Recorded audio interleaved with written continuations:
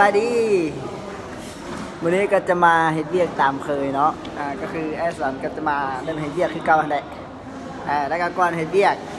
แต่ละมื้อเนาะคือเราจะฮู้กันอยู่ดีเนาะว่าไอ้สอนเนี่ย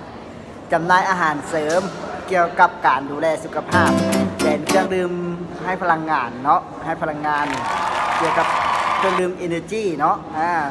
เป็นตัวไหลแน่ที่ว่าไอสอนจำหน่ายอยู่เนาะก็จะมีไอเลสไอพิงไอบูแล้วก็บีกินและตัวพิเศษเนาะก็มีตัวมาร์กี้เอ็กปัจจุบันเนาะและปัจจุบันเนี่ยยังกำลังดำเนินเนาะจำหน่ายที่ว่าอยู่ในประเทศลาวเอาละปะเนี่ยเนาะเบิ้งไอสอนจะกินตัวไหนเนี่ยเดี๋ยวจะมาเบิ้งพร้อมกันเลยเนาะอันนี้คือไอสอนนำเข้ามาเนาะน้ำเย็นๆซื้อมาจากตามห้างเนาะอันนี้สามารถใช้น้ำดื่มตัวใดก็ได้ง่ายๆเนาะน้ำดื่มเย็นๆต้องเย็นๆเนาะโมเมนต์เย็นๆอีชิตันเนาะน้ำดื่มเย็นๆแล้วตัวนี้เนาะนี่แหละไอเลสซองสีแดงเนาะสำหรับของผู้ชายที่ว่าแอร์สอนกินวิธีกินจังไรเนาะเดี๋ยวแอร์สอนจะผสมให้เบิงแต่ไอเลสเฉพาะของผู้ชายเท่านั้นเนาะสีง่ายๆเห็นปะ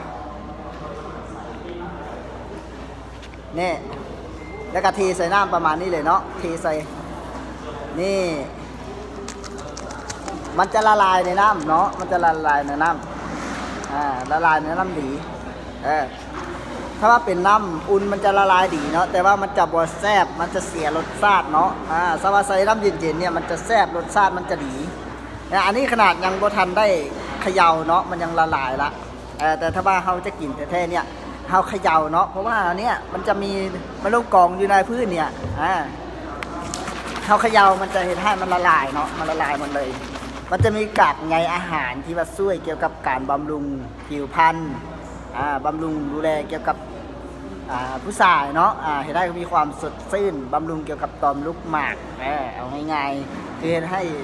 ลูกหมากเนี่ยกลับมาฟื้นฟูปกติให้เรียกได้หลายกว่าเก่าผู้ชายที่ว่ามีอายุหลายเนาะยิ่งการหลั่งฮอร์โมนเนี่ยน้อยลงต้องกินไอรีนเส้นบำรุงเล็บเลนบำรุงเส้นผมพร้อมเนาะผู้ชายที่ว่าผมร่วงผมลนอย่าลืมเนาะ